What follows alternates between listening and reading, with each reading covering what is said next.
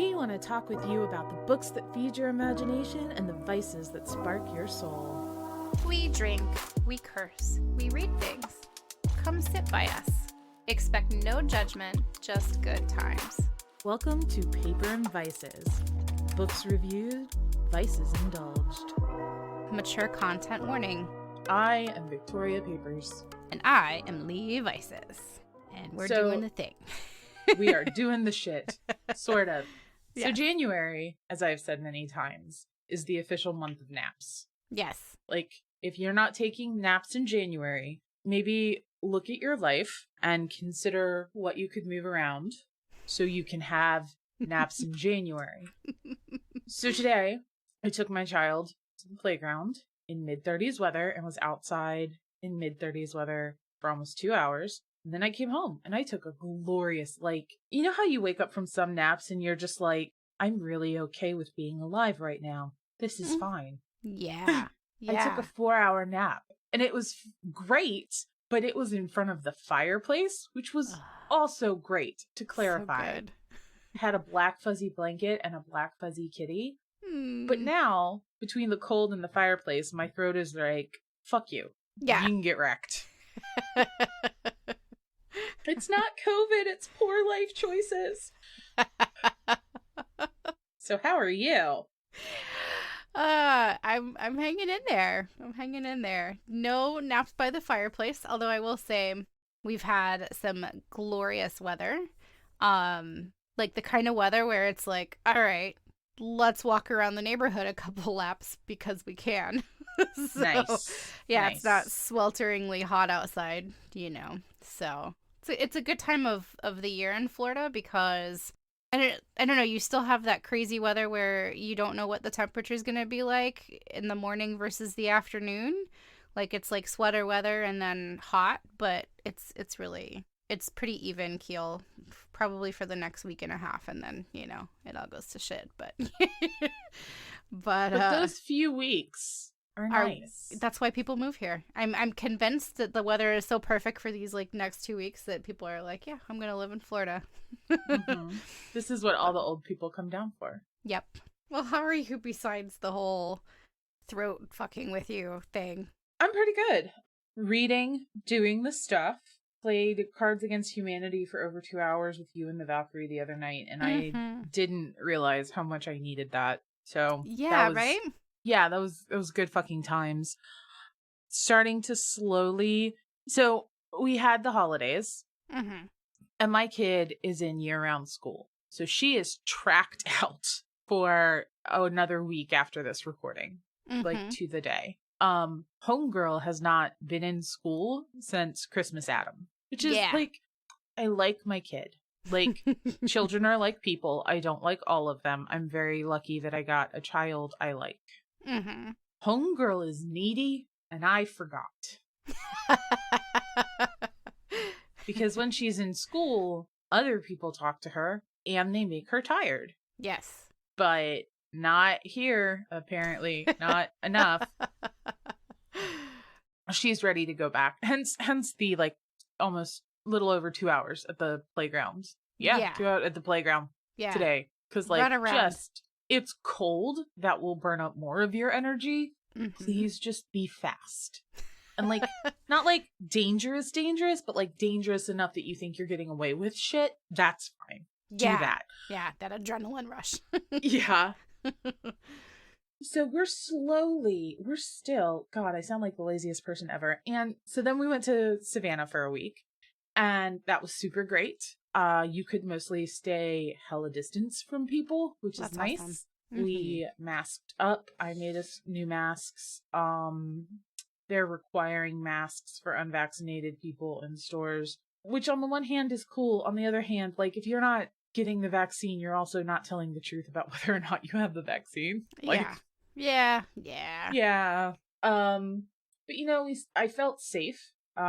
We stayed right on the riverfront, which was super cool. Saw all the boats. My husband got to sit out there and do some campaign work for Dungeons and Dragons. Oh, cool. It was a really nice, good fucking time. That's awesome. She's still out of school. He has a few more days off work. I am tired as fuck because I have started ADHD medication. Oh. So, like, I started Zoloft, and I got over the tired from Zoloft, and that was great. But now I started ADHD medication, and they're like, it might make you tired at first. And boy, howdy, do whatever. Your mileage will absolutely vary, but if you are a not young woman, I'm not old, but I'm not 21. Yeah, there we go. If you start or man or they and you start ADHD medication and you're like, "Oh my god, I need a nap every time I do a thing." Apparently sometimes that's normal for the first few weeks. Interesting. So, yeah. I'd always heard it like makes you jittery, which has always been my hesitation with it because I'm just I am not on a stimulant. There are non-stimulant ones. There's like 1 or 2 non-stimulant ones, and some people are like, they're totally useless, and other people are like, they fucking changed my life.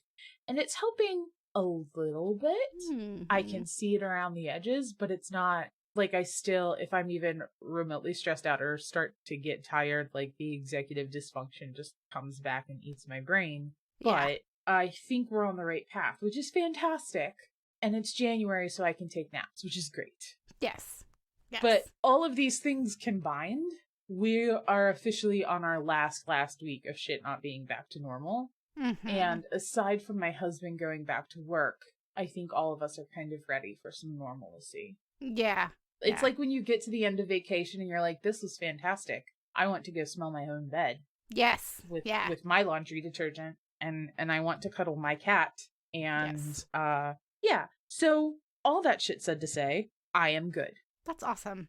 Yes. That's really cool. You know, it's funny because usually like we'll catch up a lot, but I think that's the first official rundown I've gotten of your vacation as much as we've talked.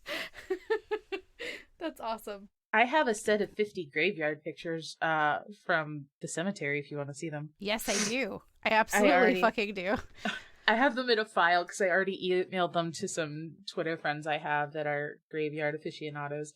And it was cool because it was the kids' first trip to the graveyard.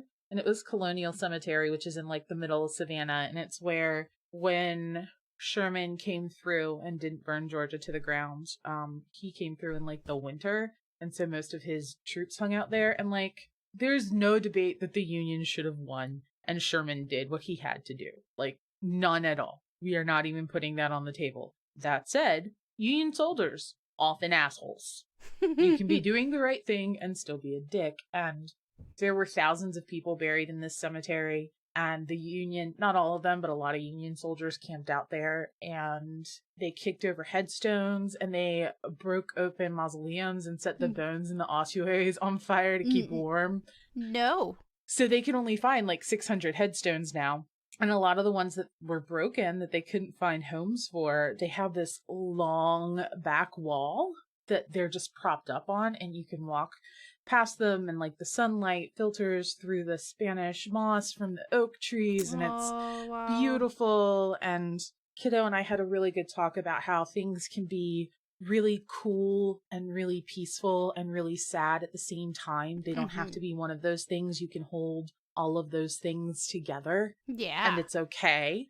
My husband, like, I swear to God, he spent 2/3 of our time in Savannah squatting down on the balls of his feet because he's been there a couple times and it was my first time. And so our kid is 7 and we don't like go into gory detail, but she knows that slavery was a thing. Mm-hmm.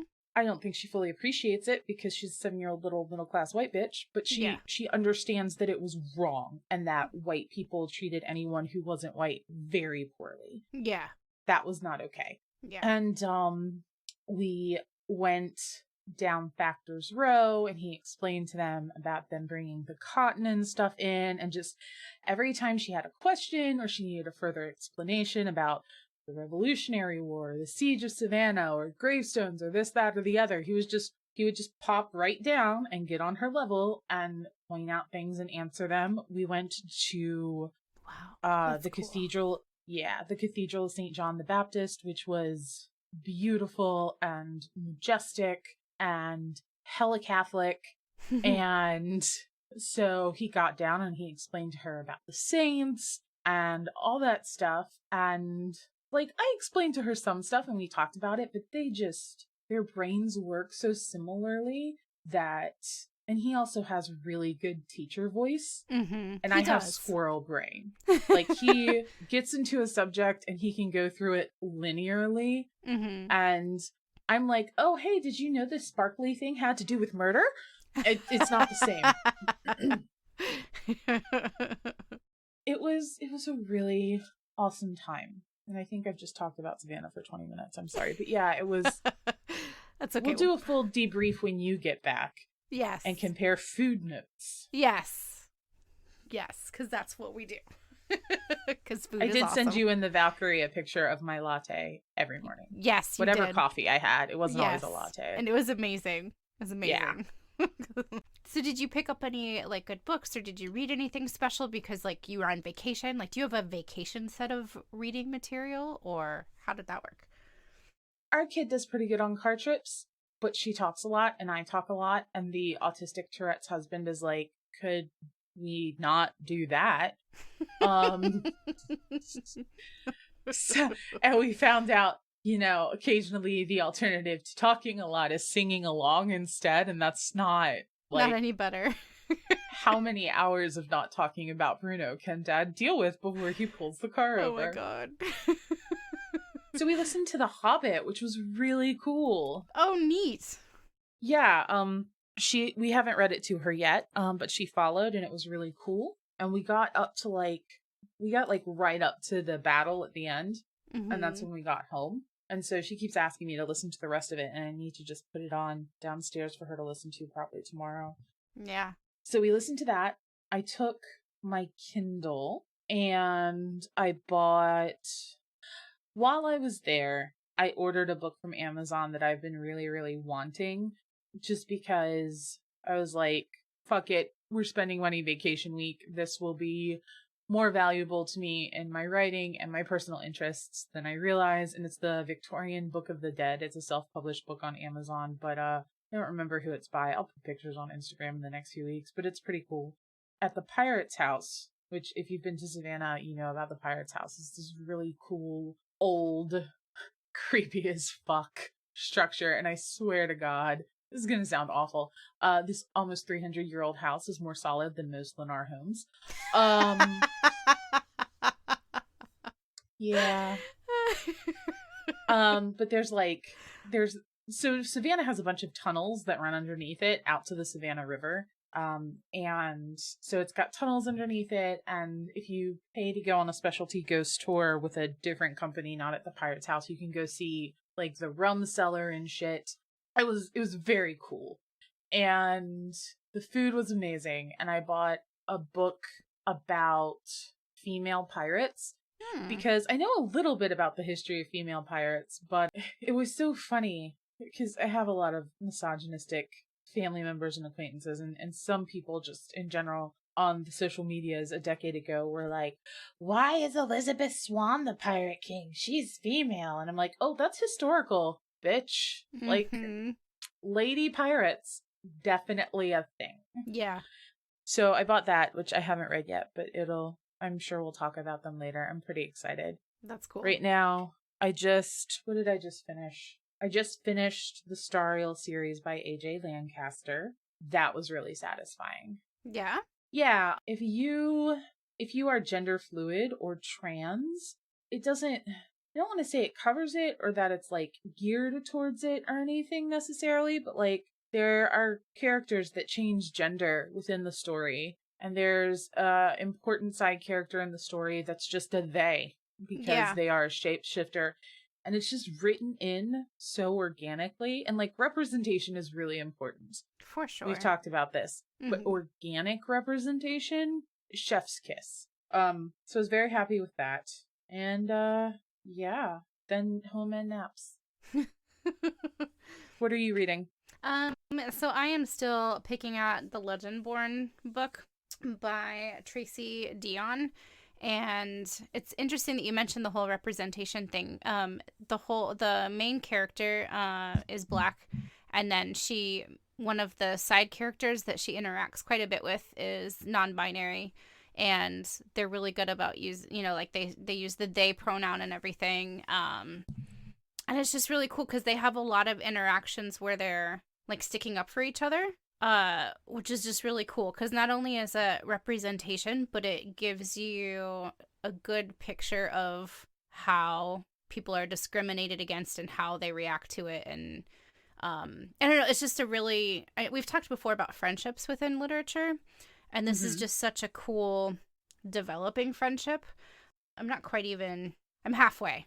I feel like that's... To be fair, yeah, that book's a bit of a chunk. It is a bit of a chunk. It's not full chunk, but it's in the plus size department of Barnes and Noble. Yes. Plus size department of Barnes and Noble. That's awesome. No, it's really, I'm loving this book. It's been a while since I've picked up a book where I'm like super excited to go read it. Like I actively look for, okay, I need, like, do I have 5 minutes to read a couple chapters? Like, can I do this? So nice, because sometimes reading gets so freaking stale. And the thing is, I love to read. I love stories. If I was a monster, my name would be Story Eater. But like, you just go through phases where you're just not excited about it, and sometimes it's you, sometimes it's what you're reading, and so it's so excited to just get that spark. Yeah, for sure. Yeah. So I also bought a book. Not that I needed to. So a little backstory. You actually sent me the Instagram. You sent me some meme from an Instagram from is it the Naked Pastor? What is his name? David Hayward. And that kind of goes in line with some of the like spiritual and deconstruction material that I'm starting to realize even exists. Which is a totally different conversation. It's amazing. But I was poking around his page and his website, and like I started seeing his illustrations, and I decided to just randomly pick up his book, and I got it, and it's these really cool illustrations and then poems. And I am not a poetry reader by nature, but I'm excited to like pick at it and kind of his stuff read it. Is so good. Yeah. So that's good times. I'm glad you grabbed that. Yeah. What are you drinking and what are your vices? We have a format to the show and I just ditched it to talk about a full graveyard. Everybody be shocked. It's okay, we gotta change things up, keep people on their toes. I am drinking a 19 Crimes bottle of wine. It's called the Warden. So I've mentioned before that the Winn-Dixie down the street from me has great wine deals, and typically this bottle of wine is like $23 or whatever, but it's like $8 off at Winn-Dixie. So I'm like for it, and it's pretty good. Like I like 19 Crimes in general, but this is a little more dry than some of their other wines, but it doesn't lose any like, it still has a pretty good flavor profile. So I like it, and I'm excited that I can get it for $8 off when I go to Winn-Dixie. So that's pretty damn magical. Yeah. So that's what I'm drinking. What else did you ask me? Vices. Yes. Yeah, vices. What are my vices? Even though it's colder outside, have been hella into iced mochas lately with oat milk. Yeah, I'm like, it's cold outside. Ooh, and oat milk is officially my favorite non-cow alternative. Yeah, it's so creamy. Like I feel like the texture is even better than like regular cow's milk. I don't know. It's just a special creamy. Super nicely. Yes. Which is like, I know you like almond milk. I love you, but that shit's nasty after a while. Yeah, it is. I actually don't drink it much anymore. I've switched to oat water. Yeah. If I do drink almond milk, it's like with the chocolate in it. Okay, and that probably adds a little bit of body fat texture. Something. Flavor. It covers covers the wateriness. When I make pumpkin spice lattes at home, I will use my daughter's oat milk. I'll do half oat milk and half cow or all oat milk because it's just fucking tasty. Yep. For sure. So oat milk mochas have been your thing. Yeah, over ice, which is I'm like, that's such a weird thing for me. I don't usually order iced beverages, but it's a thing. I don't know. Go with it. Yep. Anyway, so what about you? What are you drinking and what are your vices? I am drinking a bottle of red wine from Trader Joe's. It's been hanging around in my house for like a year. Wine doesn't go bad. Nope. And it's dearly beloved IV red. And it's got a skull on the front. And I checked. The V is with 2 E's. So it's IV red. Mm-hmm. Yeah, it's nice. It's nice. I should send you a picture of the bottle. Yes. I might save the bottle. I have this thing where I want to save all my wine bottles, but then I'm like, I am not a 21-year-old in college who just gained the ability to drink. Nor do I have a warehouse to store cool shit in. I have them in my I have some in my garage, but I keep telling myself that I'm going to go through some process to take the labels off and put them in like a book, but they're still sitting in my garage. Yeah.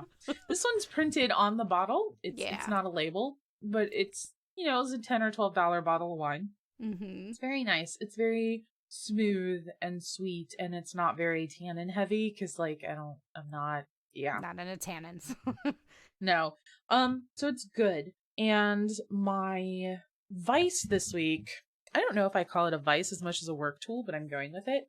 I ordered You and I Both these things from Kickstarter from Rage Create LLC, and they are called Sweet Ass Affirmations 2, More Motivation for your creative maniac mind. And they're just they're these super cool cards, and they've got a really awesome graphic and a saying on the front. And then it goes deeper into the meaning and stuff on the back. And it's nice to just kind of give yourself like the little pump up when you sit down to read or do social media or record. Some of them say things like, I welcome and expect magic, miracles, wizards, and source into my life. Fuck yeah. And it's got a witch hat and stars on it. Mm-hmm. They're really cool. Yeah. And they are really affirming and lovely. And it just kind of puts you in the brain space to do creative work. And they're super beautiful. Mm-hmm. And they feel really nice in your hand. And I love them.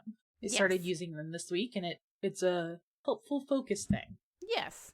I think that's, I don't know, it's funny because, like you mentioned, you sent them to me, and I just remember, I'm like, what I love about them is that they make me laugh because of the wording. But there's, like you said, they're very affirming and, like, uplifting. Like, my favorite one that I saw is, like, by pumping my action muscle, I make hesitation my bitch. Like, yeah. I didn't even read the back yet. I had to take a picture of it. I was like, yeah, I like that. Yeah, you'll probably see them on our Instagram at some point. They're super cool. I have another friend I'm thinking about ordering a set for. Yeah. Yeah, and just... like, even if you don't do creative work, like, just a helpful reminder that you are, like, whether you believe that you are the universe experiencing itself, or you believe that you were created in the image of an all-powerful divine being, or something in the middle, the fact that you exist is a magical statistical anomaly, and you should wake up and kick ass. But our brain chemicals, particularly in the last 60 years with society, don't really let us do that much. Yeah. And so I think they would be good for anyone. Agreed. Yeah. No, I've done affirmations for a while, and they're such good brain training. So, because I feel like there's so much in society that sets us up for failure, and like having that focal point really kind of helps push that shit to the side. I'm not even a big affirmations person, and I love these. So, yeah. And they're so damn pretty. They are. So, yeah, those are my vices for this week. Awesome. So, you go to Savannah in like 3 days. Yes. And we'll talk about that in an episode or two, because that's kind of cool. Yeah, I'm excited. For sure. It's nice. Yeah. Take jackets. Yeah, it's supposed to be like... I don't know. So I'm going with my mom, and she sends me a text message. She's like, "It's gonna be nipply out. Maybe we should get some alcohol." I'm like, okay. Which she's not wrong. She's not wrong, but it made me laugh because I'm like, my mom doesn't really drink, and the fact that she used the word nipply, I'm like, oh my god, this is amazing. It's a titty bit nipply out. It's a titty bit. Have you heard the expression colder than a witch's tit in a brass bra? No, but ow. Thank you for that. Ow. That was my Nana's saying. So it comes on down Nana. The line. I come by it. I come by it naturally. Wow. Yeah. And with that, Yes. if you would like to find us online, we are everywhere, including Patreon, where we have stickers and sparkly pins and rants and snippets that were cut for time. Like I'm pretty sure a good part of this episode is going to be on Patreon. Probably. You don't want an impromptu sarcastic cussing history lesson? Patreon.com/paperandvices, Instagram, Twitter, Facebook. You can email us, Lee@paperandvices.com, Victoria@paperandvices.com, business@paperandvices.com, or you can just fucking go to paperandvices.com. Yep. It's a thing. We would love to hear from you. In the meantime, don't be an asshole, smoke a joint, and take care of yourself. This has been a production of Paper and Vices, LLC. Copyright 2022. This episode is presented for entertainment purposes only, and any vice should only be pursued within the legal boundaries, common sense, and personal responsibility of each person. Please check your local laws and do not engage in any form of bitchassery. The views and opinions expressed on this podcast are those of the individual hosts and guests only, and do not in any way represent the views of Paper and Vices, LLC, nor any named persons, nor should they be considered personal, medical, or legal advice. Previous episodes and other commentary can be found at paperandvices.com and patreon.com/paperandvices.